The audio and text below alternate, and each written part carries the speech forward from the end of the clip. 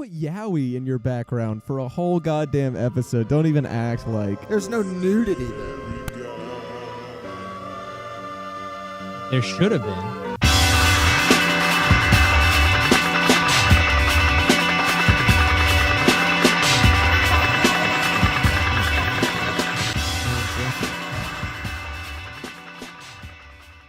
Welcome to the Spaghetti and Meat Boys podcast, the only podcast that has been described as the acupuncture of the entertainment world.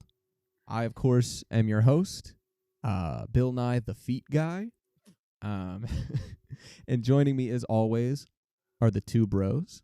We got up in the top left corner.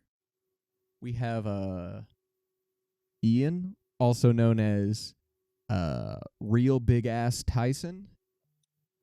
And in the bottom, we have Jarrett, who is also Neil deGrasse Hen Tyson.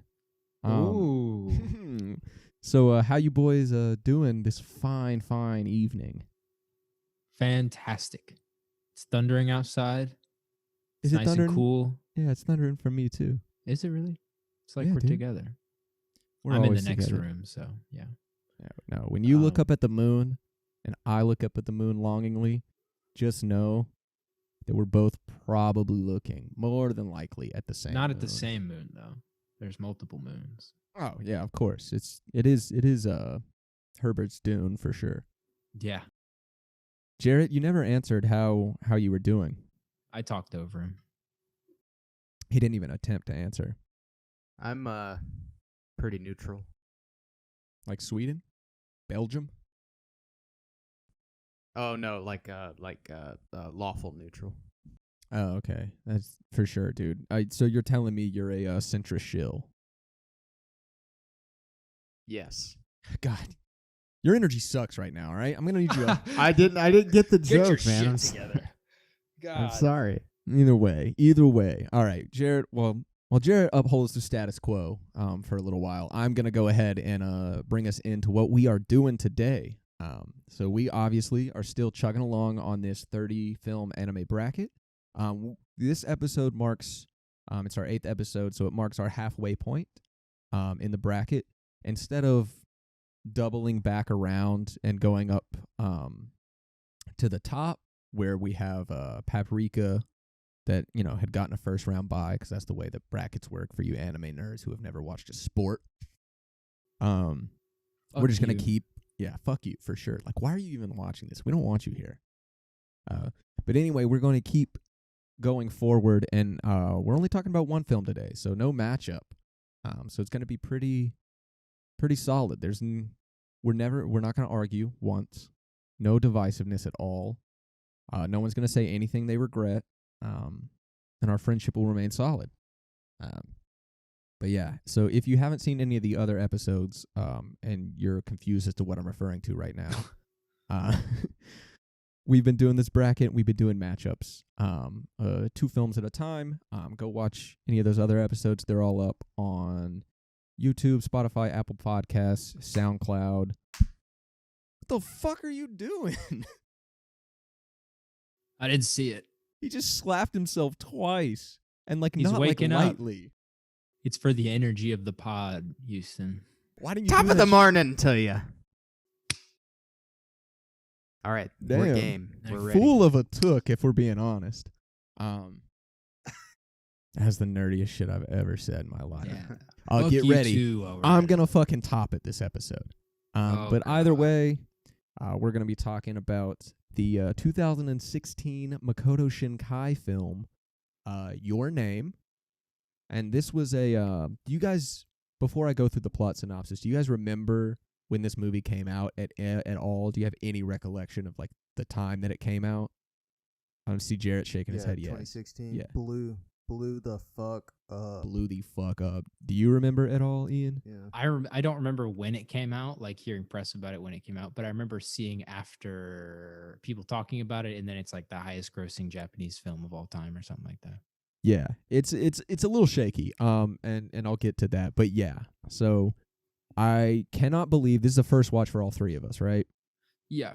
So I cannot believe that. I mean, I was not into the weeb shit at the time, I know Jarrett was. I don't know about you, Ian. You seem like a pretty open guy who's open to most anything. So I just I was find it just watching crazy. some stuff. Yeah. I find it crazy that none of us had seen this until now. But anyway, Your Name, 2016 film, Makoto Shinkai. It follows two characters, and it switches perspectives between them. So we got Taki, a 17-year-old living in Tokyo, going to school, who works at a restaurant, and then you have Mitsuha, who lives out in the fictional town of Itomori. It's kind of like the sticks, the boonies, the redneck area. She lives with her grandmother and a little sister, and she is also 17 years old at the time the movie takes place. And her family, or her grandmother and her, like, uphold a lot of the traditions of Japanese culture that have been lost kind of to time and destruction and things like that. So they're from two separate worlds, but they kind of meet due to fate and body switching. So they'll go to sleep and they'll dream that they're in someone else's life, but as they soon discover they're actually swapping bodies and living each other's life. So there's a little bit of impermanence to it because it only happens when they dream, or they go to sleep, they live a day in the other person's body, and then they wake back up. Whereas a lot of body switching movies, like, you switch bodies and your bodies have switched until you can switch back. So it goes through them learning how to navigate each other's lives and understand each other, while also, like, keeping notes back and forth to make sure nobody fucks up too hard. And they start to learn things and experience things that they've always wanted or they didn't know that they needed by, experiencing the way that the other character lives, until they finally decide, I guess separately, to try and make contact with each other. But surprise, this is not a body-switching movie entirely. It is The Lake House, starring Keanu Reeves and Sandra Bullock. So one of them is in 2006. No, I'm just kidding. But yes, so it turns out that they cannot contact each other, or at least we follow Taki, and he cannot contact Mitsuha. And it turns out that the town of Itomori was hit by a comet 3 years ago, or a comet that had split apart, and half the town was killed, or like over a third of the town was wiped out, including Mitsuha. So not only had they been switching bodies, but they had been switching bodies over a 3-year period. A thread. The red string of fate. Nice. It's a folk tale that appears in a lot of Asian cultures.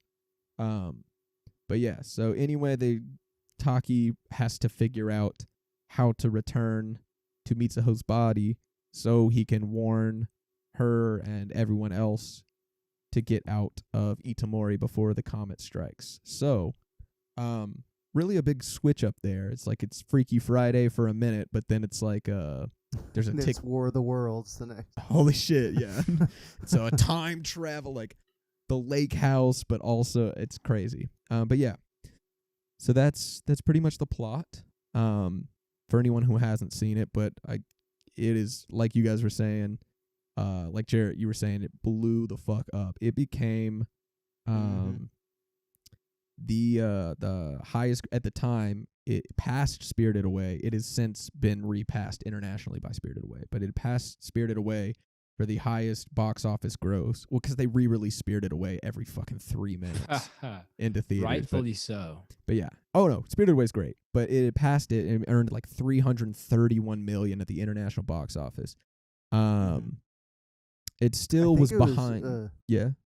Sorry, I was gonna say, I read a thing. It was also like, it was like the first non-Miyazaki anime film to like gross like a certain amount. Yeah, it's like $100 million.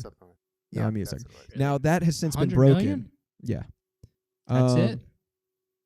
Yeah. Yeah. I mean, I don't know what. So it is not since total, but yes, international box non-Miyazaki. office. Or Japanese box office, I think, maybe. Okay. I don't know. One of the other. There are a few different categories, but it is near the top in almost all of them. Usually behind or in front of Spirited Away. But it actually got passed. It is third all-time in international box office gross for Behind anime. Dallas.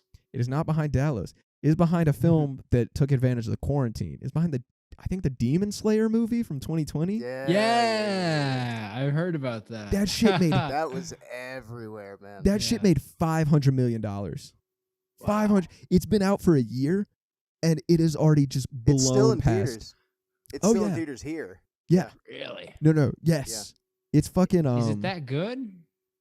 I don't know. I don't watch Demon Slayer. It's on my list. I haven't watched it yet either, but I've seen it. I've heard about it. But yeah, up until when Your Name came out, I think the international box office gross for Spirited Away was 289 million, and it had hit 331. Or I could be getting these numbers wrong. Editor Houston will fix it. But Spirited Away eventually got into the 300s. But like that Demon Slayer movie is killing it right now. And the thing is, it's at 500 million because it's still raking in money. So like it's just not being Makes updated. sense, Dang. Yeah, and this isn't including home video or merchandising, because if it was, it would be My Neighbor Totoro 8 million miles away from everyone else, because it's made like $2 billion in merchandising and shit, like just last year or something. But yeah. So for you guys, it was a first watch. I guess we can start like we always do with initial reactions to the film. Does anyone want to take the reins? Should I do a Tremors, rock, paper, scissors, Troy? Go ahead, Ian. Go ahead, Ian. I would say me and Lucas were talking this weekend about how we love in Tremors where they do the rock, paper, scissors by just putting their hands out and go. But anyway, this movie that we watched, which wasn't Tremors, sadly, I liked it a lot. I did. We'll get there. I liked it a lot. I liked the twists and turns. I got those sort of emotional feelings, like where you just get like when you've just been scared or something, and you get that like, sort of like coldness in your shoulders or something like that. You know what I mean? There were certain parts where it was like the Holy Ghost. The Holy Ghost. The Holy Ghost weighing on your soul. Exactly. It's a possession, if you will. And And there were parts of that when like they were sort of, I guess, I don't know how much forgetting each other's names. And or when like, they find out the big twist, which is that the comet hit the town of Itomori. That's what I said. Itomori. That's also what I said. I just said that confidently, and now my ass is being like, you got it, dude. I didn't write it down, so I wrote some notes, but I stopped. I'm pretty sure it's Itomori. Yeah. But it was but I got those feelings certain parts. So it was definitely a heartstring pulling movie that I enjoyed a great deal. I loved the relationship between the main characters. I liked their different dynamics. I liked the different ways that they played them, in the sense that when the girl's in the boy's body, or when the boy's in the girl's body, the way that they walk, or the way that they talk, or the way that they respond to people. I thought all that was cute, if not, possibly a little archetypal, I guess you could say, or stereotypical. It was still campy. Like, that's cute, campy. Yeah, but it was like, I like that. That's sort of nice. It gives me a feeling of like kind of who these people are and stuff like that. I liked all that stuff. I liked the side characters. I liked the sort of the support that they had. I liked the design of all of them. I liked the whole thing a lot. I felt it had a little bit of that Spirited Away quality, which it's not a bad thing because I love Spirited Away. But it's one of those things just I noticed where it has that sort of like it's got that momentum to it, and then it's like ooh. Yeah. And it's like, okay, we're kind of doing this now, or we're kind of doing, like, it kind of feels like one thing, and then like later in the movie it kind of feels like a different thing. Yeah. Where you can't predict where it's going. Which is either a credit to good sort of twists and narrative structure, or it's a credit to eccentric filmmaking, one or the other. But a little bit of both, if I'm being honest. Yeah. But at the end of the movie, I was very, very satisfied, and I liked it a lot. Sweet. Jarrett, would you like to go next, or do you need me to go? No, I can go. All right, sweet. So So I hadn't watched it, because You didn't it was watch sort it? of. No, I have watched it now. Going back to we hadn't seen it despite it blowing the fuck up. It's in a similar situation as like Demon Slayer, as like Tokyo Ghoul, as like various Attack on Titan, various mega popular things. Where it's like because it's so popular, I have this itch to be like, I don't want to watch that. A pretentious I just don't wanna contrarian. watch I get you, dog. Yeah. You don't want to feel like you watched it just because of the hype. Yes. Well, see, at least with Attack on Titan, I read the manga years before the anime came out, and I would always bring that up. And that's why you two are my You're not only missing friends. shit, dog. You're not missing shit. Oh, I don't So know. I've that's heard the so- recent seasons are pretty crazy. You brought the Okay, I manga watched up. season 1. I did not like it. Yeah. It's because I remember it. The reason I stopped reading the manga is because I got fucking bored with it. So apparently, it's one gigantic escalation. Well, yeah, if they didn't make you wait fucking 10 years for season 3 to come out, then it, Yeah. maybe it could have been I would good, rather but- a studio take their time for good stuff. Otherwise, we end up with shit like One Piece. So One Piece is the worst show yeah. of all time, confirmed by Jarrett himself. No take. best manga of all time for sure. Mm. All right, All right. I don't want to. I don't want to stick Yeah. on the weed. Shit. Ew. Your name. What about my name? Oh, brother, this guy stinks! I have one. It's all personal, and I don't think it's an objective complaint. It's more of I really didn't like it, or at least the direction or the choosing of the decision. I didn't like the decision. I have one thing that detracted for the movie. Everything else was great. Everything else was fantastic. Let's hear it. And speaking to what Ian you said about how it's the momentum and it's I loved the fact that every time I thought I knew it was going to happen, it didn't fucking happen. Yeah, And yeah. something else happened, with the exception of the ending, which it was a fine ending. I wish I was, but by that point in the movie, I was like, okay, well, I've been wrong about literally every other scene thus far. So hopefully this isn't what's going to happen. And then it ends the way it does. It's a good ending. It's fine. Oh my god! If it ended a different way, if they just walked past each other, I would have cried. I would have. See, I would have loved that. I'd have I fucking would've- killed hated myself. that. I would have Yeah. fucking hated that. I mean, I would have like I don't loved it in a way, but No. sorry, continue. Yeah. Keep going. We'll get to that. But Yeah. Aside from that, sorry, that's not the complaint. And I can go into the complaint later. But aside from the one complaint I have, it was a flawless movie. okay. Which is why I gave it 4.5. It did not pass the 5 because the emotions were there, but it didn't. Yeah, that's fair. I wasn't philosophically moved by it. Look, I remember my um, first beer. It's okay. Yeah. But yeah, it was a great movie. Great movie. I only have a few notes, and I think 3 of the 5 notes are related to my complaints. And then Okay. Was that your One's one about- complaint? Was the end that you could see it coming, and that it was sort of predictable? No, that's something that's like, I wish it would have been more surprising, but no, that is not the complaint. I was talking Okay. about. So I guess I'll give my initial reaction really quickly, and then we can kind of discuss complaints, or I don't know what we should discuss first.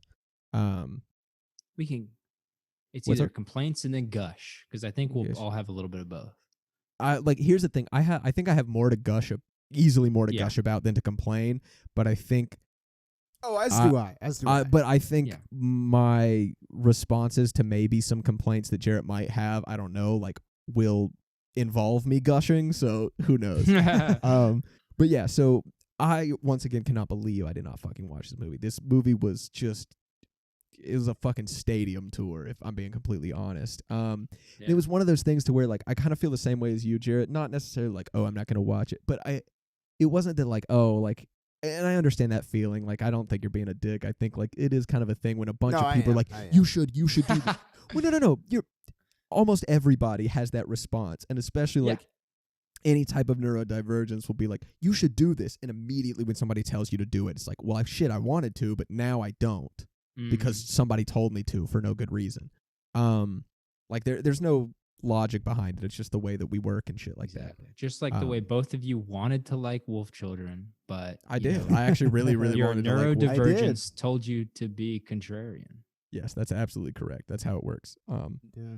But anyway, I thought the reason is like I thought I knew what it was going to be. You know? I was like, I know it's good. I know there's a reason everyone likes it. And I know, like, I'll be emotionally moved, but, like, it's just going to... It looked a lot like shoujo to me in a way. Not What's shoujo? anime designed for young girls. Yeah, shonen, but for girls. Yes, it literally translates to young girl. With the films, like, I remember last week when we mentioned, or maybe it wasn't last week, maybe it was when we discussed what we were doing this week, but Jarrett, you were like, yeah, fucking, it's like Your Name, A Silent Voice, like, fuck them, they're all the same. And I was like, that's made by two different people, and you're like, really? So you see, that's kind of what it is, and no hate on A Silent Voice, I haven't seen it or anything like that, but it just seems like that kind of, like, Oscar hyper emotional, like, I watched this movie and I was like, or even just looking at the promotion for this movie, I was like, this is why people, like, want to be in animes. You know what I mean? Like, it's going to be like this cheeky, goofy, like, romance, but also, like, super stylized and super magic. Yeah. Like a Titanic kind of. Yeah, a Titanic, but just like with way more like, you know, and shit like that. Way more titties than Titanic. Wait a second. That's not true. But anyway, so I went into this movie, and I watched it twice this week, because one, me and Lydia decided just to watch it randomly before we had decided we were going to do it this week when we still thought we were just moving forward with the bracket. But I rewatched it again. So the first time, like a virgin, I gave it a 4.5 on Letterboxd because I have no fucking social life. The second time I watched it, I upped it to 5 stars, and I paid penance by giving myself 12 lashes on the back for ever thinking this movie had anything wrong with it. I fucking loved it.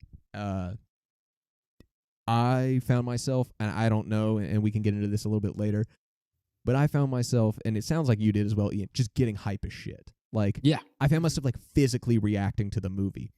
And I will talk about this later when we get to the music, but there was one specific moment where I just leapt off the couch and was like, like, just because the music and everything was so good. It's very sort of manipulative is the bad word, but it's definitely like it's got you and it's in the palm of its hands. It was all done by the same band too. Like the little like fun like indie rock songs that are going, you know, that are typically like anime intros, but also like the piano themes and the overture. Same band. It's all a band. We need to talk about the moments in this film as well. We will talk about. We will.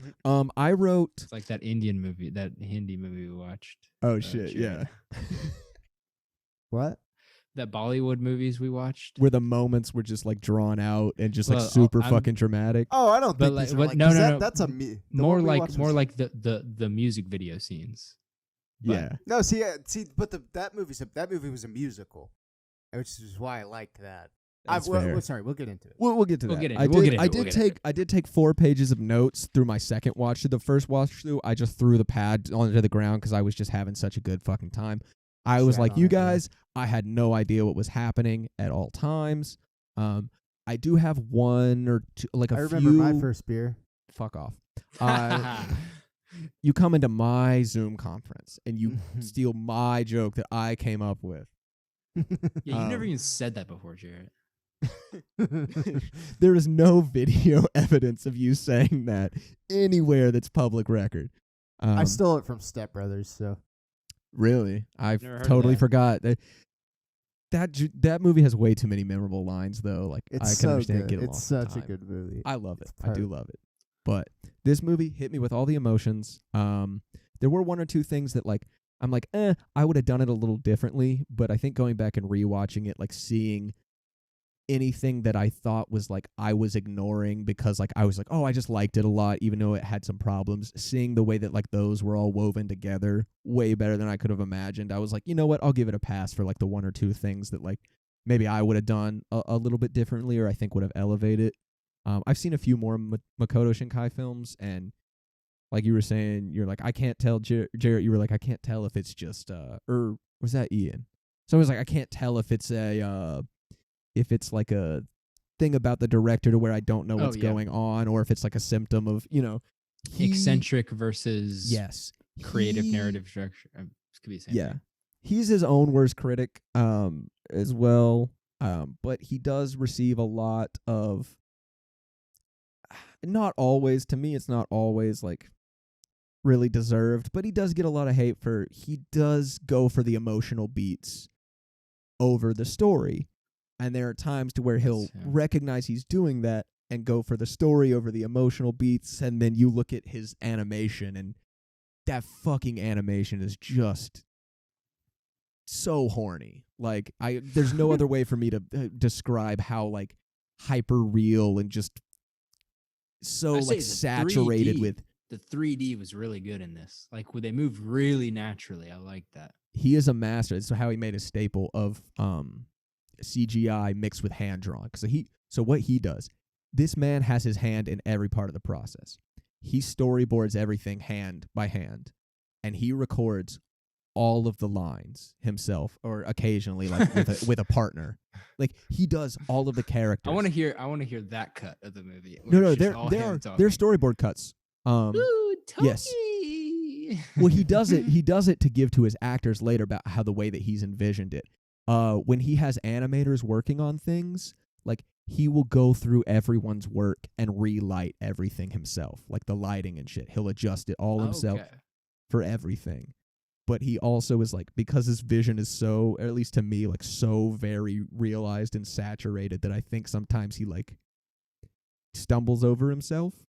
And I kind of caught this movie doing that a little bit. But I think going back and giving it a second watch really provided some new depth to me. Can you describe what you mean? Because I may know what you mean. I may not. Well, so here's the thing. This movie is probably his best at like not doing these things in a way.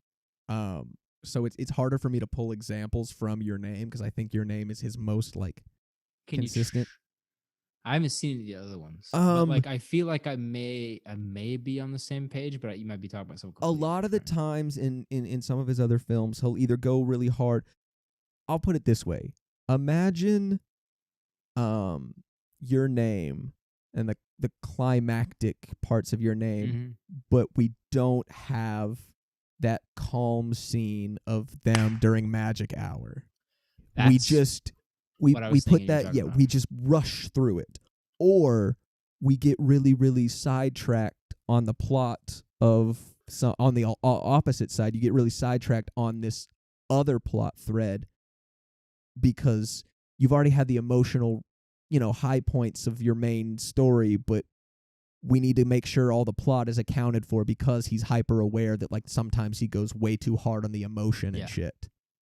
So then you'll be watching like these plots diverge, so everyone's emotion can circle back around, so everyone can get their emotional high beat. Yeah, I was kind of visualizing it like you've got these emotional moments as like a person, or like people, different people, and then one person's like coming into the scene, and then like the next person behind is like, like they're just so like, ooh, like it's just like rolling waves of like, whoa, not a bad thing. I love the movie, but I did notice that it was like it was rich, you could say, with those kinds of moments.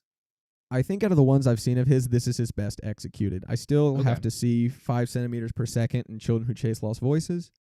But Garden of Words I've seen, Weathering with You I've seen. But yeah, I still think this one was really well executed. I'm making it sound worse than it is as far as like the things he receives criticisms for. I do think I loved Weathering with You. Spoiler, we'll get to that.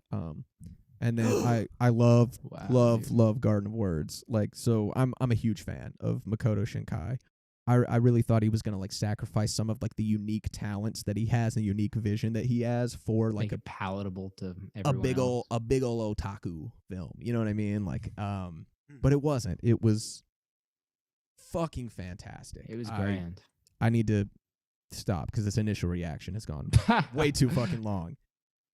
But I was willing to just like not just like we just sort of flow into we can flow right into things, but I do want to hear what problems that we all had, if I'm being honest, because I think that'd be a good place to start.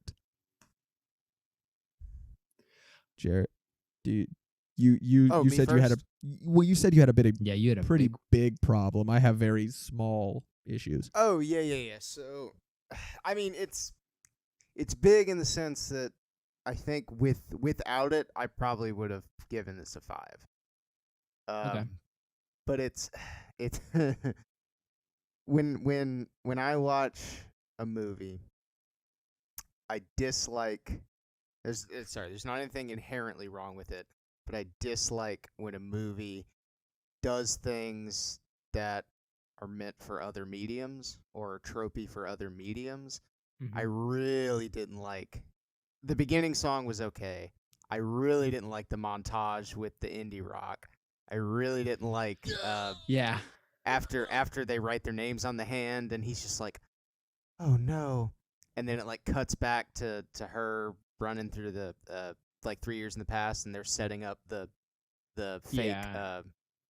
and there's just another like poppy indie rock song going. You're gonna hate I every really other didn't like Makoto Shinkai film.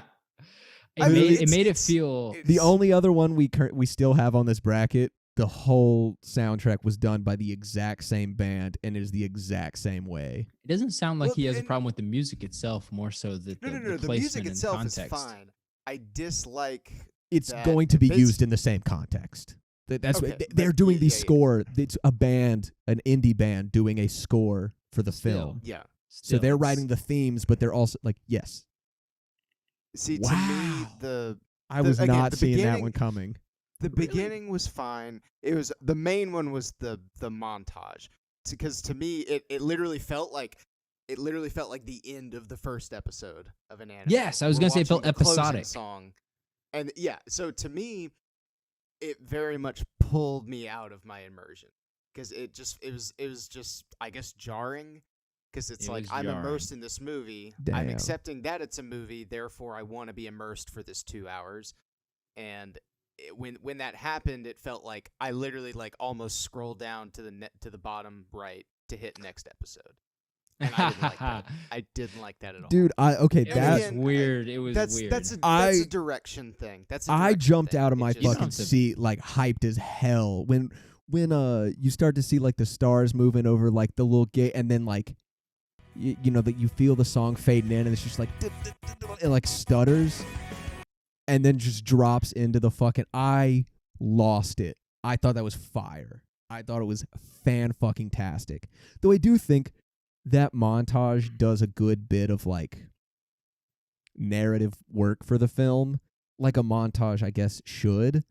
And at first I was kind of bummed about it in a way to where I was like, oh shit, dude, like all the like the fun body switching stuff is all being like rolled up into this one montage. Like, and now, you know what I mean? Like, I was like, I kind of wish that we could get longer explanations. Like, yeah, I'm still learning about the characters through the montage, which I think it was done very well.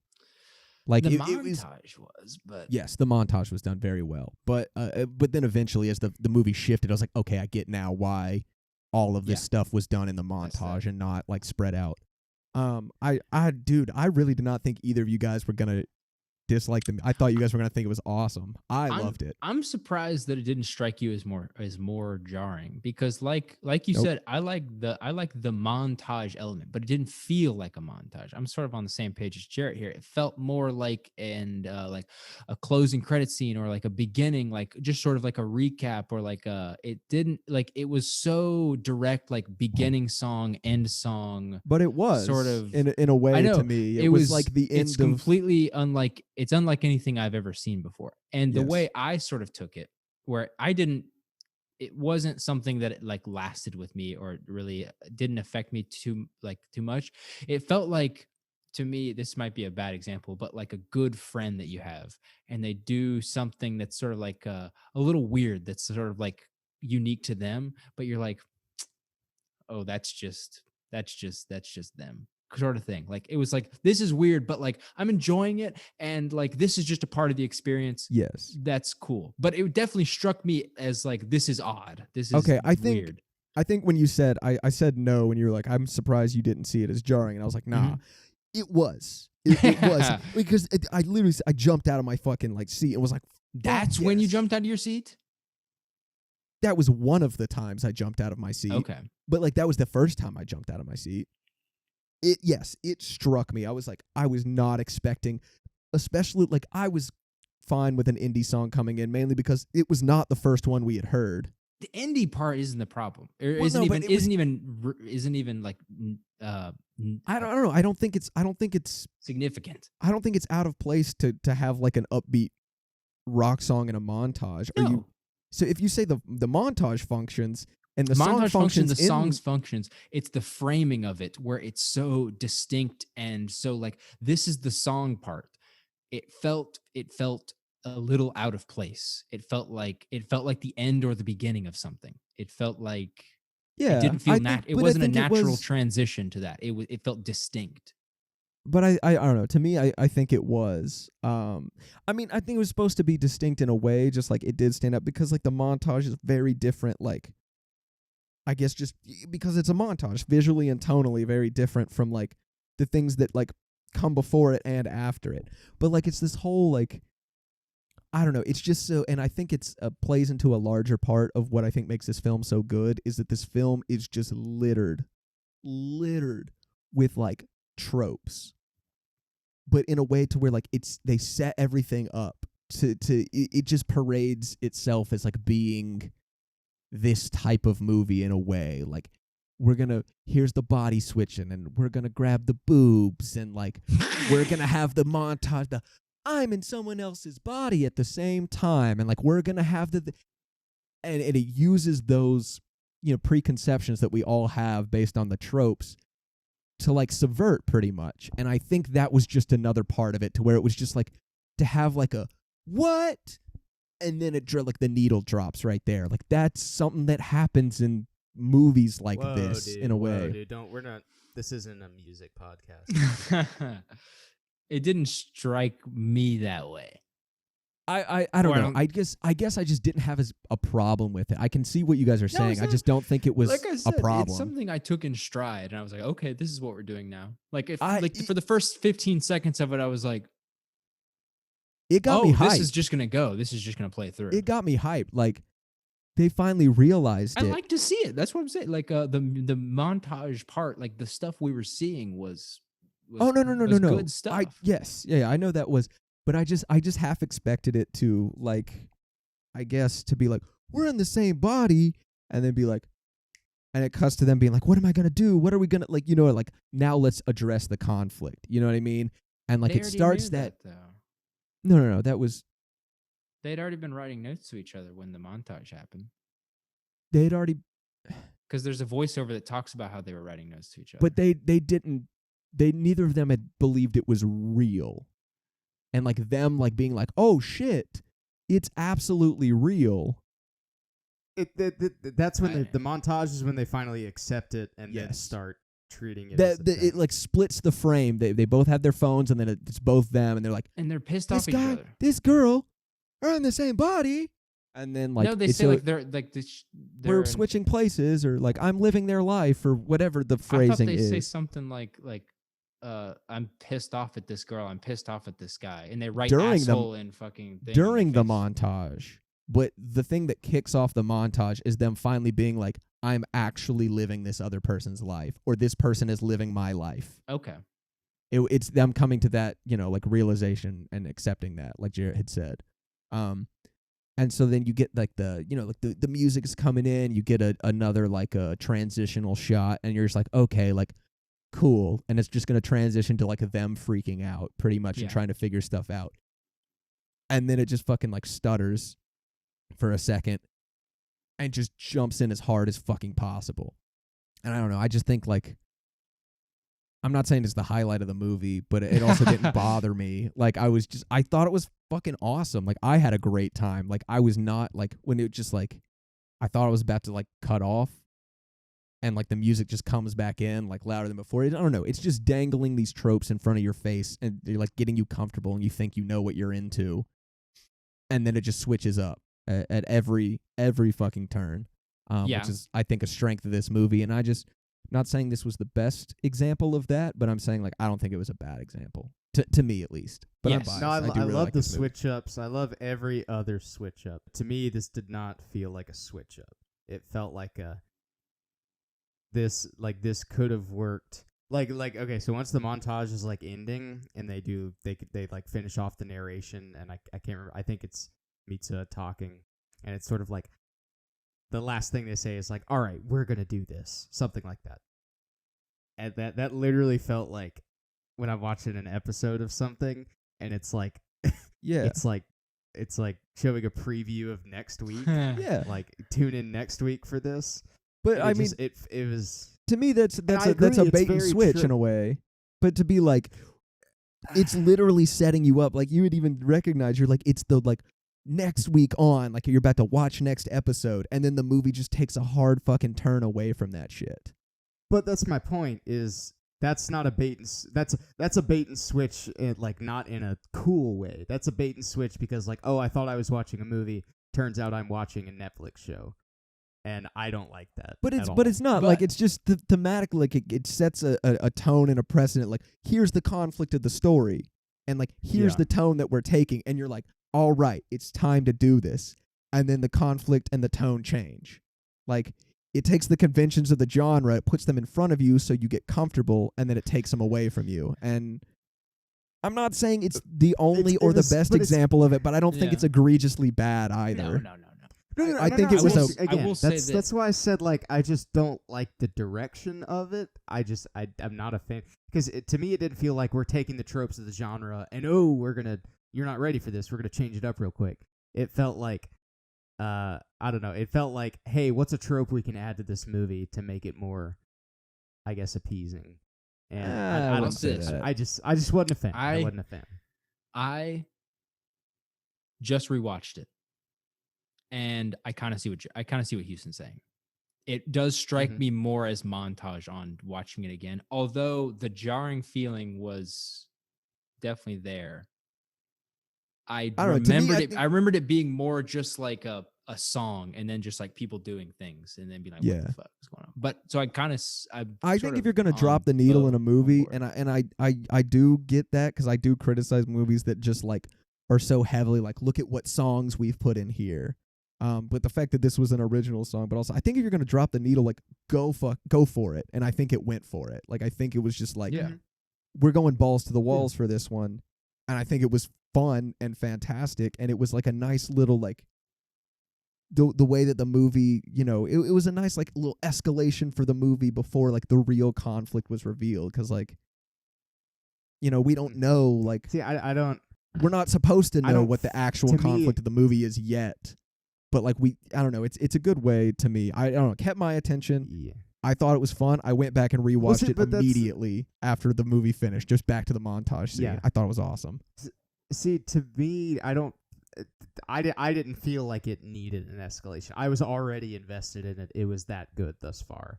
So to me, it was very much a like, I don't really understand why we're framing it like this. And maybe it's to your point that, you know, we want to dangle it in front of you and then, you know, pull the rug out from underneath you. But I was even if we didn't know the main conflict of the movie and we were expecting it to be like Freaky Friday, I feel like up until that montage and even later, like when they finally meet, and I mean excluding I guess the beginning, but Yeah. when they meet and they're writing each other's names on their hand, and then it Yes. cuts to like sad indie song. It just it felt very unnecessary to me. I feel like it was already a very emotionally heavy and emotionally driving. And the song just added on top of it just felt like, hey man, this is how you're supposed to feel, like an anime ending. And I just don't Nah, like it. But wait, that before- song I think was before- great. No, the do song we was wanna- great. The do we song wanna- was great. But do we it's wanna- the framing, it's the way it was used. I just didn't like it. Do we want to throw out our finishing montage points before we move on to our? I mean, other minor I'm gripes? done with Yeah, the yeah, montage that's- point. yeah, That's I'm- pretty yeah. much it. That's my only complaint with this movie. That's the only thing I didn't like. Everything else, fantastic. I don't know. I think that song after you get that scene, and I'll talk more about like the importance or the thing that I love about this scene where they meet actually, like for the first time, like where they both know, obviously. Oh, yeah. But I think like that nice little breath that we get to take You know what I mean? And just be in that moment. And then we're thrust right back into this. And it's such a good way, like, yeah, like we got that moment with the two of them, but it's just like we're reminded, like, this is still not the climax. Like, there is still a goal to be had, and you can say you didn't like but I don't know. I think it's well served. I think any other music would have probably given you the same feeling in a way. Like, if you just had a really dramatic, like, escalating, like, orchestral score, like, why would you not have the same reaction to that? Like, it being like, we need to tell you. And I also don't think it's like a sad song. I think it's a very hopeful song. That was the point to me. But yeah. Two things. The selection of the song is not the issue. It's purely just us going from this scene to and having any music drive the emotions. Second thing, I don't think the music's drive the emotion. I think they just complement it. I think it just underlie it. So when that hard cut when she's writing on his hand and then just the pen drops. That scene was phenomenal. That scene was phenomenal. That one cut though, was heartbreaking. Perfect. Incredible. And he's just looking out over this wasteland, and he realizes, and we realize as viewers, this isn't over yet. And there's also something we don't realize. What? Which is that, so he's thinking, I don't have her name, but he knows something about what he wrote on her hand. Yes. Which also means that it's also like, it's even more of a sort of a tragic situation than even we realize. Yes. So that scene specifically, and it's not the song, it's just the use of music to, I guess, complement the feeling, add some hope to it, but understand that we're still in this shit. To me, that, oh my God, Ian, what was that?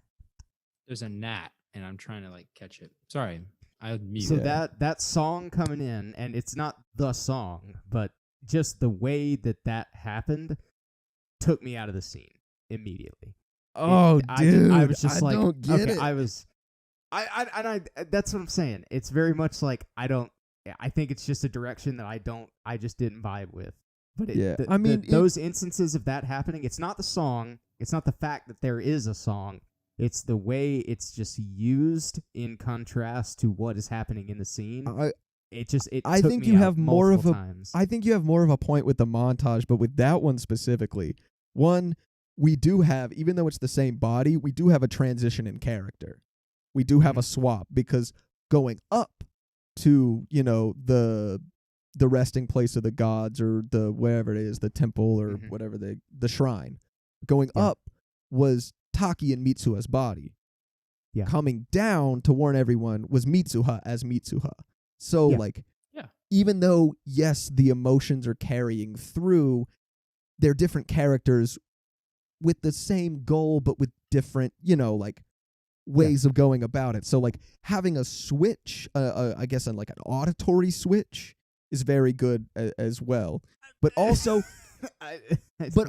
you have to understand what's happening the whole time where she's running towards to warn everyone. It's not just, I could understand what you were coming from if it was just her running and nothing else. Or like everyone just like, we could like just played as tension. But you're also watching everyone throughout Tokyo and all over Japan seeing the comet and being like, wow, this is a once in a lifetime out, and just the beauty of the comet, which I'll get into when we do the gushing part as like thematics and threads and things like that. But that song is like being like, oh, like hopeful and shit like that. Like it's both like showing like the determination of our characters and like their plight towards each other, but also to like save the town, but also like the beauty of the cycle of life and the comet and death and the thing, how the ways that everything is connected. Like, and I'm saying I didn't need the song in there to get that. What would you want instead? Would you want no music? I mean, not necessarily. It's the thing. It's like, if it's not truly about the song, it's just like the way the song is used, but like you still have them cutting back and forth between these things. I think having a song like link those things together especially like two very different, like we have high stakes right here, but it's not like dun dun dun dun dun dun dun dun dun dun Yeah. dun dun, because I think It- the it- scenes it's of connected showing to the- showing not the rural town, but I think the scenes of showing Tokyo, admiring that beauty, interspliced in between the hecticness over here, but we're also seeing it from the other perspective. I think it works enough on its own. yeah, without I just think the song. the song is a good concrete thread to tie those things together, because I like that choice of words. what, a concrete thread. Thread. Yes, I'm gonna bring that up a I know, million yeah, times, which I was gonna mention it in my initial reaction, but I was like, I will wait till like the time to gush, because like I'm gonna go. You do know I don't know about Ian, but Mhm. I don't. The gushing I don't have Okay. much specific. The movie's just I'm great, not so saying we all have to do it, but like No. I'm just saying. I be took 4 prepared. pages. I took 4 pages of I notes. I know, got at I least know, read that's what I'm some saying. of these, dude, or it was No. all I'm for I'm saying be prepared to do most of the talking. Is what I'm saying. God damn it. That's what Actually, I'm saying. I'm saying God damn it, not because I won't do it, but because like I always talk more than anyone else, and I hate That's it. okay. That's okay, Yeah. man. There's nothing wrong with that. I did want to mention this in my initial reaction, but I thought I would wait for the time where I am allowed to go full Super Saiyan weeb ass mode. And Jarrett, you were theorizing correctly, and I will say this. After I watched this movie, I was like, fuck me. I can feel it. I can feel like not in a good way at all. Like, yes, it's probably better that I get it because I've been averse to anime for so long. It's probably good that I get into it as an art form, but no.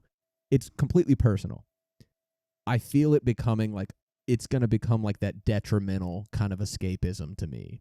So I get them. I'm terrified of this movie, first and foremost, but it unlocked this combination of things that, and I was gonna be like, I weebed out, I nerded out, I fucking went too hard on the Wind Rises, and I know I'm gonna do that shit for Perfect Blue when we get to it.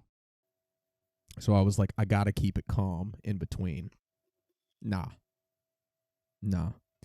It took a critical analysis of film, which is my first favorite thing in the world, and geometry, which is my second favorite thing in the world. Not entirely, but the themes in this movie being so tied to shape and the visual representations of those shapes just made me nut in a way that no one ever could. Are you drawing a box? We're not talking about this or this. We're talking about this. This Is that a SpongeBob reference? Because I don't get Oh it. Yes. my gosh! Of course it's a SpongeBob reference. Oh Hey, my I couldn't gosh, help the you fact son that I was sheltered as a kid. Now, Yes, don't- you can. I'm- Run away. I'm going back Become and a watching wolf boy. all of the hentai that I missed, all right? So calm down. Well, I'll be on season bravo. 3 of the SpongeBob porn pretty soon. Boku no Pico's a good start. Bible Black. Bible Black's a good start. Metamorphosis is a good start. Oh, dude, the Hilary Duff album or the Franz Kafka novel? Both. Honestly, both of them have probably equal artistic merit, I'm being honest. Your Name is clearly based on, or it has themes of the Red String of Fate, East Asian folklore. I guess that's redundant in a way, but Asian folklore. A lot of cultures, but in Japan, it was like a string tied by the gods pretty much. It's like every interaction that you have with anyone that affects you or affects them in any way are tied by threads, but then there's this one red thread that ties you to more than most often it appears as like a romantic soulmate, but it can just be like anyone that you have a profound connection with, and usually that's tied between the pinkies, even though it connects your hearts and shit like that. But yeah, so that's where the Are we biggest. talking about Kingdom Hearts right now? Yes, we are. Yes. 100%. The lore is Gotcha. just fantastic. Gotcha. Anyway, but so that is probably the most important physical visual Thread. symbol in this movie. Threads. This movie is all about threads and lines and circles. that's what it boils down to. Because like the thread, to me, it can be a line, it can be a circle, and the grandma even says, yeah, what are you doing? So they established pretty early on these braided cords and shit like that, which Mitsuha wears in her hair, and they use, which you find out like later on why, they tie this and stuff like that. Tie this. I'll get to that. Yes. But she says, Knowledge. all right. Tie. I'm sorry. Yeah. This is gush time. So the grandma says, so the braided cords that we make are the art of the god specifically being Musubi, which I'll get to, and represent the flow of time itself. They converge and take shape. They twist, tangle, unravel, now and then, break, and reconnect. That's why tying is what time is. And when she says tying, the word tying, she uses the word Musubi, which is the name of the god. So the movie is about Musubi, it's about ties, it's about threads. And we see this through lines and through circles. So the biggest thing is that, I guess, braided cord that Mitsuha wears, and then eventually Taki around his wrist. So that one is a fantastic visual representation to know when the character is in their own body. If you go back and watch the movie, every time, and when I went on my second watch through, I made sure of this. Every time Taki is in Mitsuha's body, his hair is tied up with something different. And every time Mitsuha is in Taki's body, there's no braided cord on his wrist. So that grounds you, one, just from a physical, visual, just filmmaking standpoint, like who is who and things like that. But also, it's a representation of the connection that they have with each other. And I'll get back to this. But so the difference is between what the grandma says is like what these cords can do. They can twist, tangle, they can connect people together. But tying, these knots, these ties are the god Musubi. Musubi is the connection that we have with anyone and everyone. So that's why with the red string of fate, like you tie these strings between everyone. And we see repeatedly in this film that these strings are easily severed. So I think in one of the best scenes of the movie, when he finally drinks her sake and shit, and just sees the comet from, he drinks her spit, dude. Like any gamer girl. Nice. Yes, that's, That he was the drinks first one, yeah. Belle Delphine's bathwater. And this comet, he sees the comet. Fermented Yeah. bathwater. He sees the comet from 1,000 or 10,000, however long years ago, and then it becomes like the thread, and then it becomes this dragon at the beginning of time, the god Musubi. I think I interpreted that dragon as like a representation of Musubi, the god, and then it becomes the comet again, and then it becomes a sperm cell, and then it becomes the umbilical cord. You know what I mean? It creates life, and like he's Ew, dude. I knew. Nice, But it dude. starts with immediately the umbilical cord is severed, both to separate the baby from the child, but then it was sex. But then you learn that she had been severed from her mother. Mitsuha had been, and that's the thing is like And her father, in a sense. and her father in a sense. So that's one symbol that I couldn't tell was the sash on him. It was a line that separates. It's a threshold. So lines are used, straight lines at least, because threads can connect people, but there are these lines in the middle that are thresholds, and they can be severed, pretty much, or they can keep people apart in any way, shape, or form. And the red string of fate in the folklore, it tells us that like, no matter the circumstance, no matter how twisted and tangled and blah, blah, blah, all this shit gets, these two people will end up together at some point down the road. They will meet no matter what because fate has tied them together. And that's the tying. That's Musubi. That's the knot. That's what Grandma talks about. And so that is represented. Nothing. Okay. That to me is represented in circles. So you have like, and it's kind of a little bit of a stretch. When you tie a knot, it's not an actual circle, but a circle is just an infinite line in a way. And so you have like the crater that Itomori was built around, and you have the circle at the top at the Shrine of the Gods, and you have when they tie the braided cord, pretty much, it creates a uniform circle. And even when they meet, and I'll get back to this, but they meet on a literal circle. And so like that's this ever-flowing connection, pretty much, that isn't broken. It can't be severed, in a way. And so these lines, I loved every time just lines were used just for natural things. And Makoto Shinkai loves to put fucking trains in all of his film and feet and shit. He's really into feet, more so than maybe Tarantino, I would say. You'll see that shit in some of his other movies. Yeah, respect, dude. Feet are cool. I'm Bill Nye the Feet guy for sure. Oh. But every time you see like a door open, you always see it from honestly like a perpendicular angle, and you see the door open. You see the literal threshold that it's a slide. They're all sliding doors, and I know that's just practical to Japan and shit like that.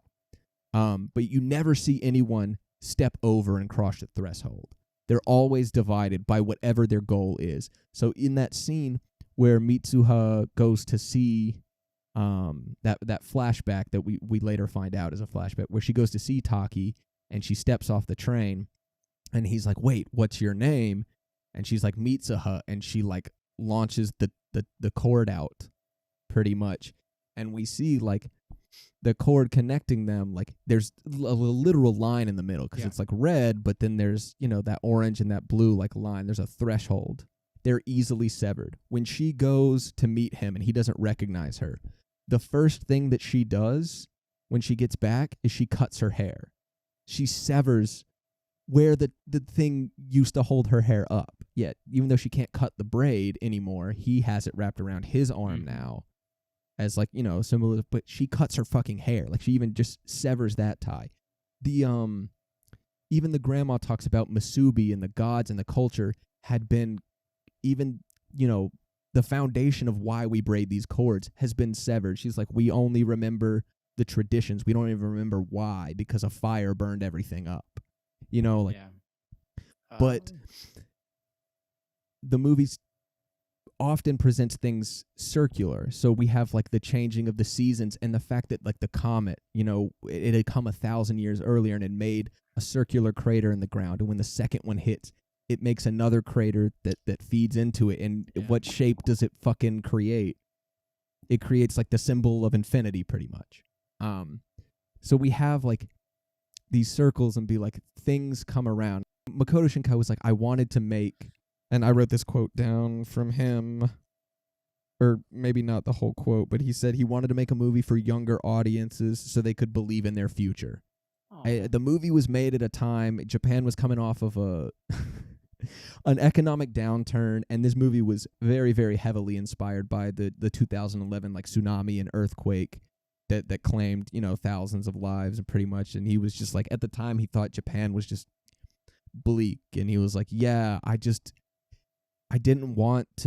I wanted to reject, and the movie rejects the notion that like it's very obvious, like, oh, death is a part of everything, and shit like that. It tells you that like there are some things that you can't prevent, no matter even the people that you're tied to, some things that you can't help. And it could have taken a very cynical approach to that in a way, but it didn't. It took a very hopeful approach to be like, no, like, even though these two people, are tied by the red string of fate or whatever, like they have the power to change things. It could have been a very despondent film in a way, but he took and I think the best part is that scene. I wrote down what it's called. I mean, in English, it is Magic Hour, but the Katawari Dokira, like that scene where they both, and I think it was a perfect scene, when he was like in Mitsuha's body trying to figure shit out, and he was kind of at a loss and was like, is it me? Is it my fault? Would a Mitsuha been able to do this shit? And then the little sister's like, what the fuck are you doing? And why'd you go to Tokyo? Like, why are you acting so goddamn weird? And he's like, oh shit, I can go find her. And so they go up there during Magic Hour, which was seated perfectly, by the way. I don't know if you guys noticed this, but the teacher at the beginning for Mitsuha talks about Twilight and like the Magic Hour, which would be fine. But then what she does, she draws a circle around it for no apparent reason. and you see the circle doesn't completely connect as a circle. Like it kind of looks like the fish drawing or whatever. There are 2 points that converge into one circle. I thought it was really cool. That might not have been as intentional as I'm playing it out to be, and I know I'm not describing it well. I know what you mean. But they find each other, one, on a literal circle, but you even see there's a line separating them, which has been, even in that montage scene, the whole, like, it looks like a traditional montage where it cuts, oh my God, we're in each other's bodies. Like, but it's just one of many, many lines that has divided them in the film. And so they come, and there's that beam of light and as they pass each other, you see it's just a really quick flash, but you see a cord in between the two of them. I don't know if you guys noticed that, but they're running, trying to find each other, and when they pass by each other, there's a quick flash of a cord, like between the two of them. Yes, of course. Even though there was no physical cord there. And so then during Magic Hour, it has a cut of him putting his hand across the light and her putting her hand across the threshold. It is the first time we see someone, yes, we see people start on one side of the threshold and end up on the other side, but we never get to see them physically cross a threshold until that moment. And when it does, if you notice the way that the light reflects around their hand, it creates a circle around their hand. Yeah. So that's why I was like, geometry was probably not the best word, because it isn't geometric really beyond just lines and circles, which are in everything. But the way these are played for thematics, and the way that, like, these ties or whatever. So, and he takes off his bracelet that he had tied around his wrist, and he gives it to Mitsuha. It's her braided cord, and she ties it around her head. It's not about the cord. The whole movie was like, these cords, it's the cords, it's, you know what I mean? Like, we have all these ties, and the cord was used as a symbol. But the grandma had told us it wasn't about the braided cord. It was about the ties. It was about the connection that was made. It wasn't that we were destined to be together. We tied this for each other. He ties it around his wrist after, he ends up with it 3 years prior, even though he doesn't remember who the fuck she is. Like, no matter what the circumstance, like, fate will bring it. But it's that tie, and he's like, it's representative of her and what she is to him. And then when he gives it back, she doesn't just put it in her pocket. She fucking ties it. Even though she had cut her hair, she couldn't tie it up like normal. She still wraps it around her head and makes a knot. And, like, it's the knot and shit. I loved this symbolism. And there's really no way to talk about the scope of it without, like, going through these specific fucking scenes to, like, every single thing. Like, if I can just make a YouTube video. There we go. I'm sure there are a billion on this movie. It's incredibly it's incredibly popular. Yeah, it's surface level as fuck. I mean, there's probably a million videos on it, dude. Not that it's surface level, but it is a very popular. Like, gagging. Yes, I know he's gagging, but, like, my ass would never go, like, make a video on Spirited Away, because, like, there's everything I'm talking about right now. I can almost guarantee that 12 other people have probably, like, put this on an anime podcast. Lucky number 13. It's just I don't think so. Let's see. No, I was talking about the. I don't think he has. I'm not addressing you. No, I got you. Oh, the last thing I'll say about, like, the circles and shit like that before I get into, like, their relationship or whatever. Sorry. No, not you. I'm just laughing at Jarrett now. See, I'm all over the place. Sorry. When I was talking about syntax. Fuck you, dude. When I was talking about syntax, I don't really know if it is technically considered syntax, but so there's the title card. There's a big circle at the end, right? Like, it's like they have the characters that say that your was an name. E. No. Even in the Japanese, there's a big circle. You know what? Fuck you guys. I'm gonna show it to you. I am going to show it to you. Oh. You're gonna pull out the projector. You see what you do, Ian. You see what you do. So yeah, you see that. But that circle. So I was like, at first I didn't even recognize that it was just supposed to be a period, pretty much, because I'd never seen that before. So I looked it up. It's called a full stop. That's what a period's called, right? Yeah, pretty much. But it is a Japanese full stop. They don't use it after every sentence. It's used to separate consecutive sentences rather than finish every sentence. So What? it's usually left out when a sentence stands alone. So it's included here in your name. So if it was just the your name, like what's your name, period, and if it ended there, if it was a standalone, just your name, he would not have included that full stop. But that full stop implies that like this relationship continues to cycle and shit like that.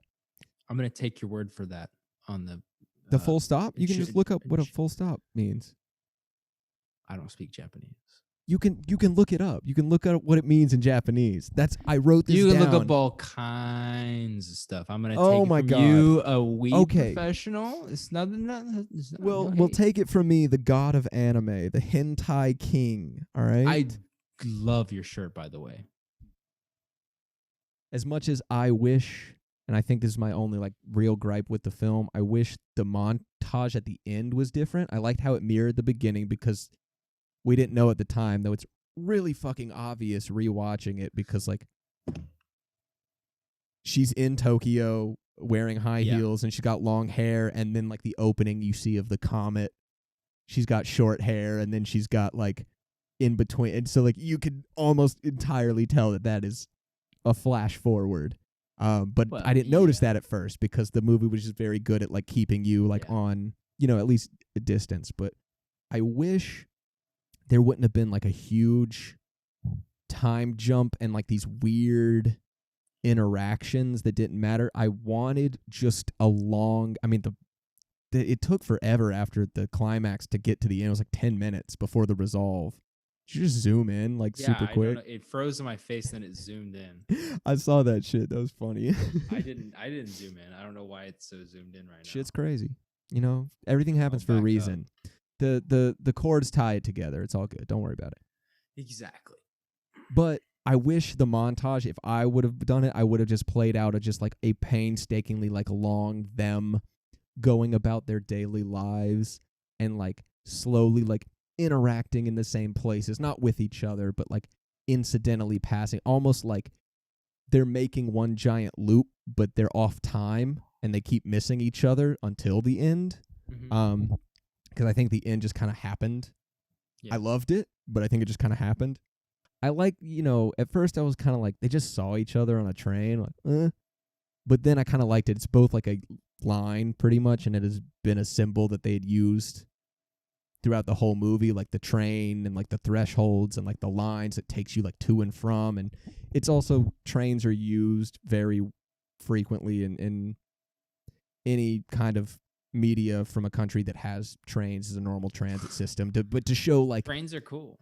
But to show like the back and forth and like the monotony of like the adult life pretty much in a way. And like, so if they're like yearning for something greater and they're on a train, even if this is not like a story about like emotional threads built by the gods that connect us, like having them be separated on a train would be a fine visual symbol. So it works on two levels to me. So I liked that, and I liked how they see each other and then their trains split and move different ways, and they almost have to, it wasn't perfect.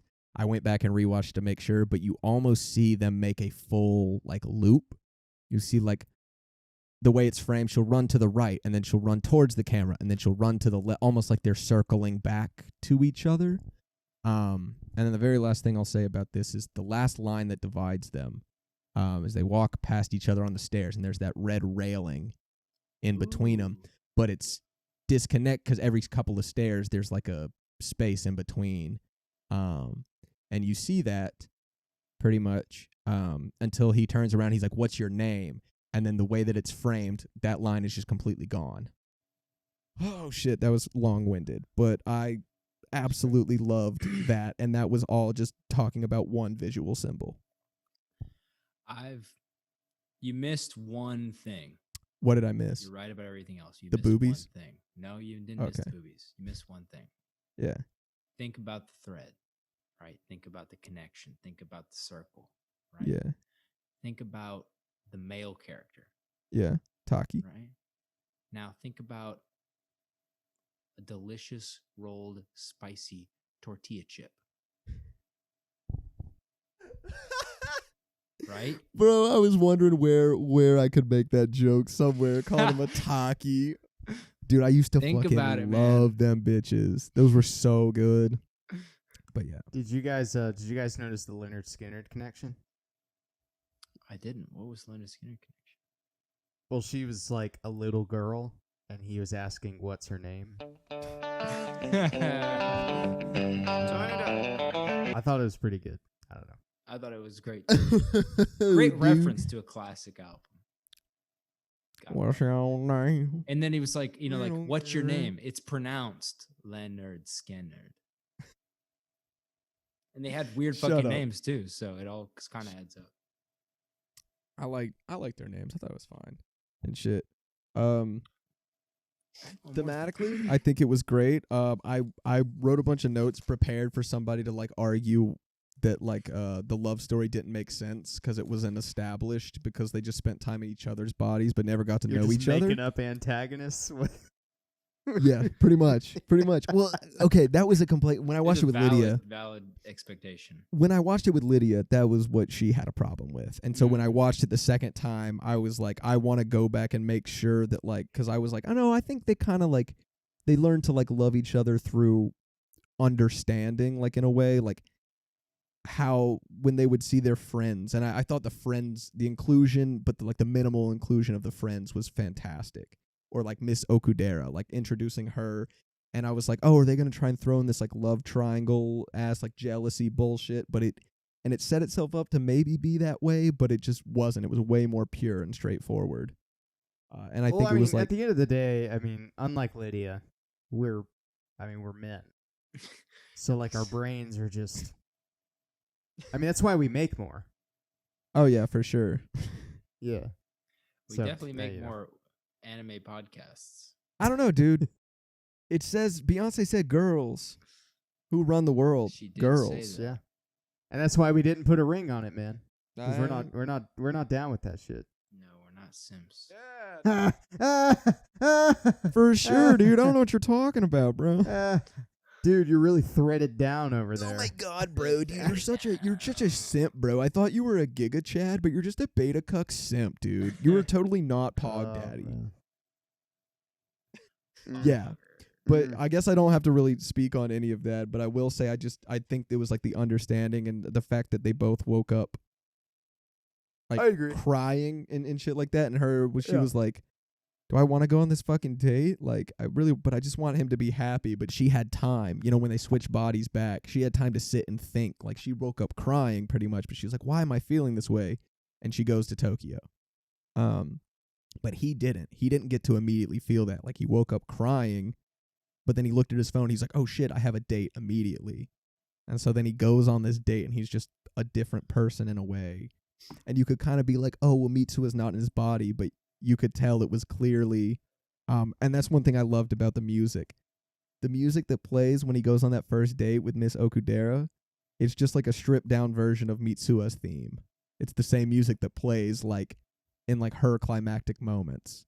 Oh, I didn't notice that. I thought that was really interesting because I was listening to the soundtrack and shit earlier, and I was like, oh, these songs like repeat. And there's one called Date. And it's the same melody as Mitsuha's theme. So I went back to the movie and I was like, let me make sure Date is this actual scene, and it is. And then I think one of the best shots in the movie is when she's like, there's someone else isn't there. And like it cuts to like a shot to where you can see her in the frame and you can kind of see like his hand, his arm or his wrist with the bracelet on it.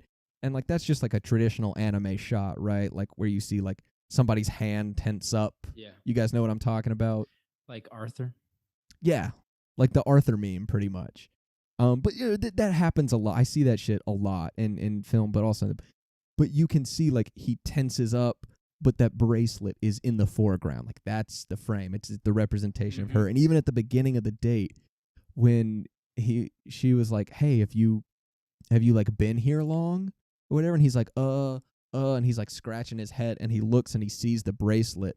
And that's when he's like, and he has that whole moment like looking her up and down and be like, no, I haven't been long. like the calmness that he felt and like the comfortability came like right after he like looked at his own bracelet, in a way. So like, I mean, you could be just like, oh, he's looking at Miss Okudera because she was finer than a motherfucker, but she was pretty hot. But even so, like you could kind of see that like he was getting his strength and his calmness from that bracelet. And so that's why at the end, like the first thing he does, I think that was big, that they tried to contact each other. Because you could make the argument that like they didn't really care about each other. They really just cared about being the other person, because that understanding wasn't romantic in a way. But I just feel like the first time that they confront those feelings, the first thing they try to do, both of them without prompting, is visit each other. Feud. Yeah. I'm kind of pissed I'm this zoomed in. I look like shit. Then just zoom the fuck out, brother. I don't know how to zoom out. It just zoomed in automatically. We're literally on Zoom, dude. Shut up. Fuck you. Well, God's a woman, so it doesn't matter. Either way, God's. I think I've It doesn't matter. I think I've said enough for right now. I think if somebody else would like to talk about anything, God is a place. You will wait. We're just living in it. God is a place you will wait for the rest of your life. cool. Anything about the movie? I have some. Yeah. I don't have many, but I have some humorous notes I wrote. Bet, because that's what I wanted to get to next. One of the ones that I'd so like. Okay. So the first note I wrote is, this is the very beginning of the movie. Didn't like anime intro thing. Damn. Rest in peace. Second note, boobs. Third note, Freaky Friday stuff, question mark. And then good use of CG 3D, very cute. And then the next one, which was related to what we talked about earlier, switching, like in quotes, switching places, exclamation mark, exclamation mark, exclamation mark. And then anime song, question mark, question mark, question mark. Dude, I can't believe there was an anime song in an anime. Ridiculous. It was, I meant more like anime, like I anime know, I'm intro, fucking sort of around. like what? Like I was, I'm yanking the chain, brother. and that was the end of my notes. That's when I stopped taking notes. Those are God damn it, honestly, you can't see it. like, can I borrow those for a dissertation? Because like that is just in depth, my guy. I think you might have to whittle them down a little bit to get it into a dissertation, but you can try. I don't know, dude. I was thinking about publishing 3 volumes. Jarrett, do you I'd have shoot any 5. notes? Honestly, reasonable. Do you have any notes that weren't negative? I have 5. Well, I have 5 bullet points, and that's all Sweet. I took. First bullet point. Isn't this a movie? I didn't like that at all. I know what Second you're talking bullet about. point. Little sister has good ideas. I don't remember what that was. She was talking cool. about. I liked her. Yeah. Third note. I don't like that it's playing like an anime series. Fourth note. Again, this stupid anime ending taking me out of the experience. And the fifth and final note. Love that my expectations keep getting dodged. And that's all I Cool. had. I do know what she's. I did write the same thing about the little sister. I was like, LMAO, this girl pimp trying to get her sister to start an OnlyFans. She's kind of dope. I thought the little sister was legit. I don't The know. little She's sister cool. was dope. One note that Wake will the say, fuck up. Stop touching your boobs. I'll get to that in a second. But after she's like, you should start a fucking OnlyFans or whatever, or she's like, you should sell this sake, and she's like, no, there are liquor laws. Fuck you, and like runs off, and she goes out to the thing, and she just screams at the lake in a tropey way, like in my next life, please make me a handsome boy in Tokyo. And I'm like, ha ha ha, body switching movie, like I wish I could be you for just one day, like kind of shit. Super tropey. Little does she know, I love that she was like, in my next life, which was not random because her friend earlier, which once again, I thought that was beautiful when she was like, wait, I was a completely different person yesterday. And he was like, it could be this. Yeah. And I was like, oh, God, the convenient trope of like person reading something. And I'd seen a comment on TV. The comment is blah, blah, blah, blah, blah. I thought they were going to meet. And he was like, it could be your past life. And like was just completely off base. And I was like, Yeah. thank God. But I then she want to yells read it. the thing he says about like the blah blah blah interpretation of the multiverse. I want to read if that has anything to do with like connected lives or all, because I mean the I didn't look into timeline that. here is changing. Like it's not a Yes. linear structure. It's not like I guess Steins Gate. I don't remember. It twists and tangles and unravels and breaks apart. Yes, Masubi. it has, I think it does have some logical flaws, but they're easily Oh yeah. easily dismissible. Well, the fact that everyone's memory like gets erased like after they experience this is kind of like a little patsy, a little bit of a explain away kind of. I don't know the phrase for it. The Nuremberg no, I'm just kidding. The Nuremberg defense. That's But she exactly yells right. out that, and I just love that she had used the phrasing "next life" because I was like, aha! Little does she know she's going to be a boy in Tokyo when they switch bodies. Before we know that this is like a time travel-esque movie or different timelines Yep. movies, and she's actually dead when she's living in his fucking body. I just I thought that didn't was think about funny. The boobs that you mentioned. So the fact that she was like waking up, like squeezing her boobs every day. Genre trope right there. General convention. And Yeah. and he's like, after he's like realizes like shouldn't do it for her. And then, the the next- sister opens the door and he's just like doing it and shit. But like that starts the seed of recognition of like, maybe I should care about this person. Then It's a real after person.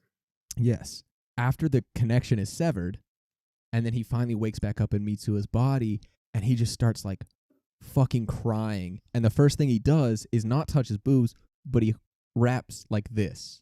Yeah. Literally, like, he is hugging Mitsuha Yeah. in a way.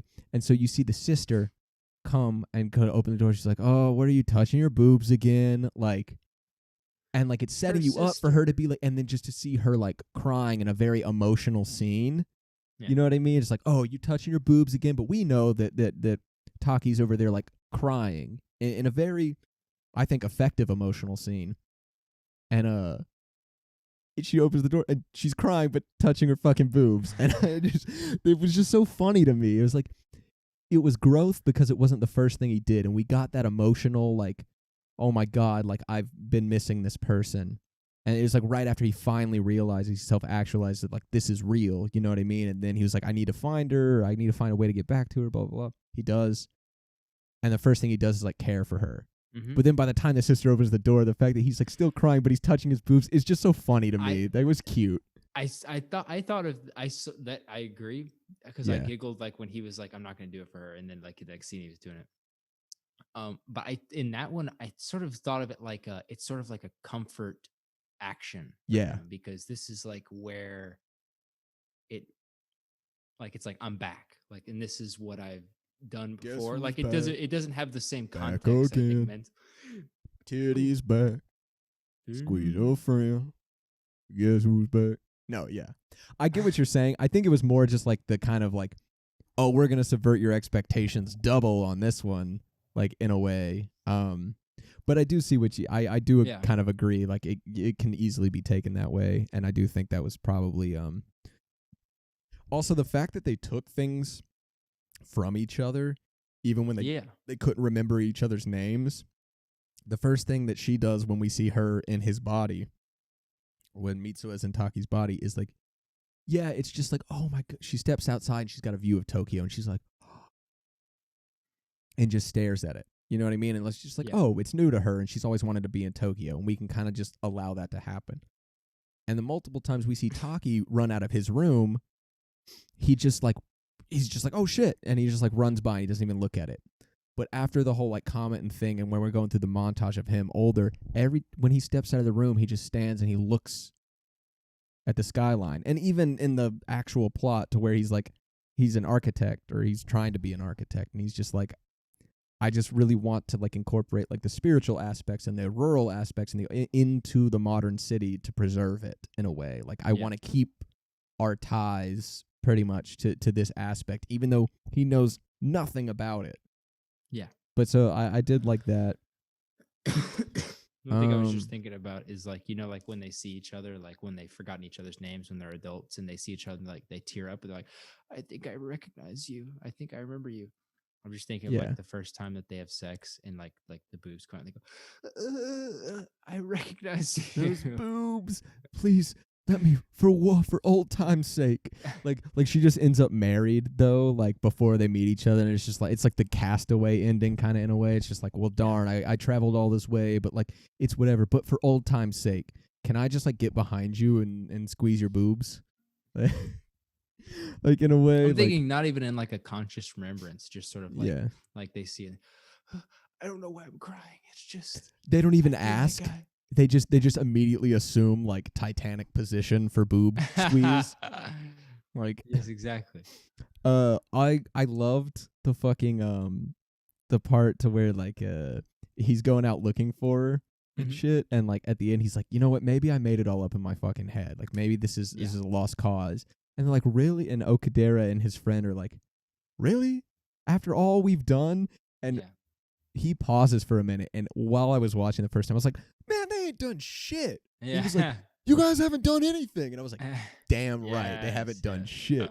Also, I loved his little friend being like, he was kind of cute yesterday. Yeah, I know. I was hoping that was going to pay off. I was geeking on that one. I was like, I want that. I want him to be happy, but like, I prefer Taki and Mitsuha to be happy first. Yes.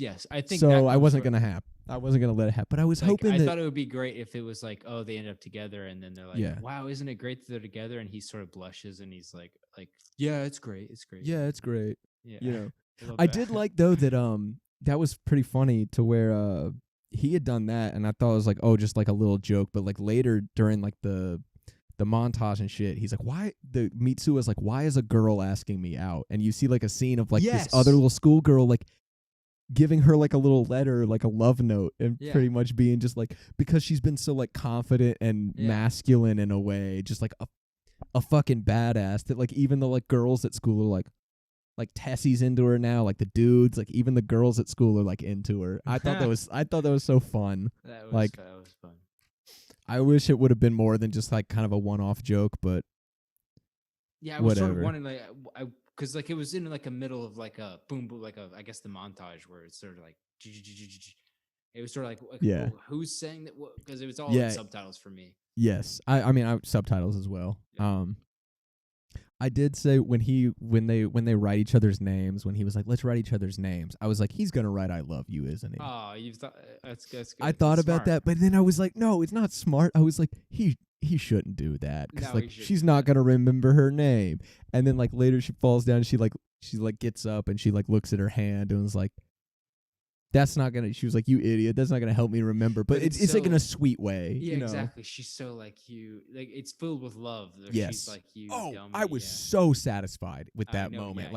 I loved it, but I was like, called it, bro. Like she was like, you fucking dumbass talking. Like in a way, like she didn't remember his name, but she was like, could only look at it with like classic Taki, you know, because she knows what it meant. You know, she knows what he meant. And the last thing that I'll say, and this isn't really a joke note or anything, it's really just because I've kind of organically come back to that scene. That scene, and I mentioned at the beginning, to where he kind of gets ahead of himself, Makoto Shinkai, the director, and like emotional beats. Yeah. That scene is just a perfect like culmination of not the climax of the film, but like the desperation of what's going on, and then just it allows the audience to just breathe and be calm and be present.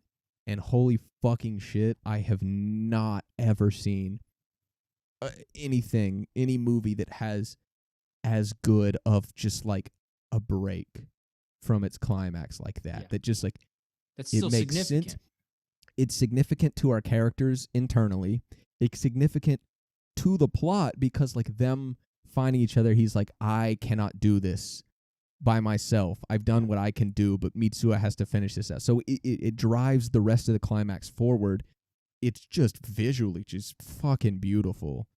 But also like it is just at the perfect moment, and it bifurcates kind of the Ooh. Yeah. Big vocab word there. It splits evenly the tension, you know, at first it's kind of like fun. We're going to blow up the blah blah blah, you know what I mean? But then, you know, he goes down and he like grips the dad, and the dad can tell like that's not Mitsuha, Yeah. pretty much. That was cool. And he's known because his wife and his grandma or his mother-in-law and shit. But also, like, I would like to think, I don't know if this was intended. I'd like to think Taki let him go, not because he was like, oh shit, he knows I'm not Mitsuha, like in a surprised way, even though it kind of looked that way, but more in like because he understands Mitsuha so well after living in her body for times and like come to, know who she is. He knows that like her complicated feelings with her dad, and she wouldn't do what he's about to do. Yeah. And he just, not in a conscious like, no, I can't for Mitsuha, but more in like what am I doing? Because he has that connection and that empathy. Well, it's just natural for him. It's just natural for him to be like, when the dad's like, who are you?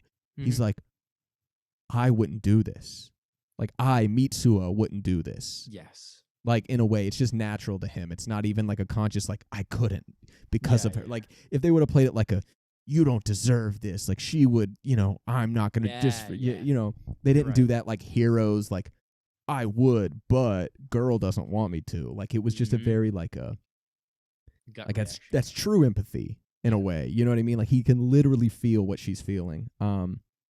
So, yeah, but, like, I don't know, that scene of them at the circle in the magic hour, the Katawari Dokida, like, that where they finally meet is just the perfect, like, exhalation for an audience. It's just the perfect just pause, break, and you still get new information, and you still get, like, resolution, but there's still that impending conflict, but it's just over the horizon. You know what I mean? Like, it's not looming. It's not like eating at you. It's absolutely perfect. And I don't think I've seen something like pull something that bold and just like that, because it is just such a stark contrast to the tone and the pace of the climax. You know what I mean? Like, yeah, exactly. Yeah. In the middle of your escalation, why would you pull the audience out to have a nice little love scene? You know what I mean? Like, that would that's screenwriting 101. Like, don't fucking do that shit. Yeah. Like, it's very nice. It was fantastic. And then that cut of the fucking marker. Mm-hmm. Ugh. And you know what's left on his hand? Line. A fucking line. All right, Beautiful. That's full circle. That's enough. I have a billion more notes, but that is enough. 2 points. Go ahead. First point, I have to go pee. Second point. Okay. I thought Jarrett's been on his phone this whole time. I think he's asleep. Oh, shit. Negative. Yeah. Mm-hmm. Okay. Either way, when you come back to so pee, much funny if you were asleep. Before you go, does anyone have any final thoughts about your name, I guess? Or I can just do this when you come back. No, I'm okay. Well, I was just going to say, like, before we move on, because like you can go pee and we can come back and do the It functions better structurally if we do it now. Yeah, I was just saying, like, does anyone have any final thoughts about your name before we get into the last thing that we were gonna do, which is just like guess each other's rankings? I do not. Okay, I think I've said all that I've needed to say, other than like I'm gonna watch this movie 800 more times until I drain the serotonin out of it. Nice. Jarrett, anything else you'd like to say? Would you like to say you were wrong about all your criticisms and that you apologized to me and that you're gonna go get me a few things at the Criterion half off sale just to make up for it? Is that on right now? No.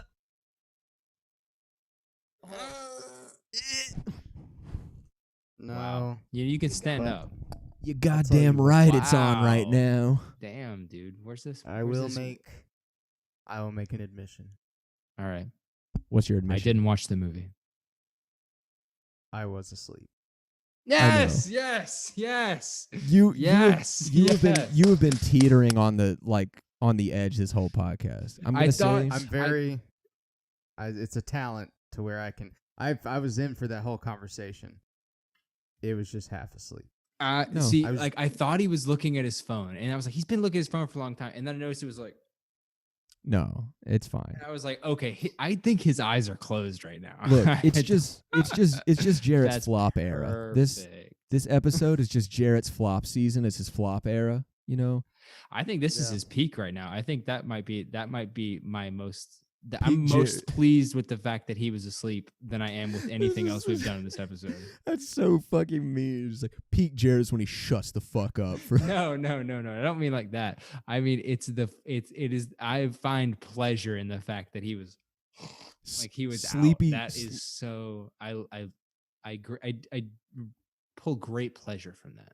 Bro, next intro to the podcast, you're fucking Snorlax. I don't care what what the memes are, what the joke is. You're Snorlax. That's fine. I absorbed the conversation. I'm sure you did. Speaking of absorbing the conversation, Ian, you should probably go pee. I should. All right, go ahead. I have energy now. Really? Yeah, you get that little power nap in. That was nice. Yeah. That was the purpose. He comes back. We're like, all right, we're ready to end these things. You're like, guys, I actually had a few things to say about your name. We're going to end it there. If you enjoyed this podcast and want to see more specific interpretations that we just talked about of these movies, go watch our previous episodes. The link is in the ocarina. As always, that's been your host. I'm assuming I'm in the middle. You are. Okay. That's been your host, Hell yeah. Snoogans. Schnooginch. I've been one of the guests. I miss my girlfriend. Oh. And is Ian on the bottom? Ian is on the bottom. And that's been You left. Ian. And that's been our other guest, Awful Music Opinions / Mew. You know that's not true. We have been the Spaghetti and Meat Boys. That's the end. There's no more. Stop talking. We look forward to seeing you next time. Bonjour. Bonjour. Cowboy Bebop. I'm going to be up till like fucking 3 o'clock now because I took a nap, dude. Cow This- Bebop No, boy. you're not. Hair.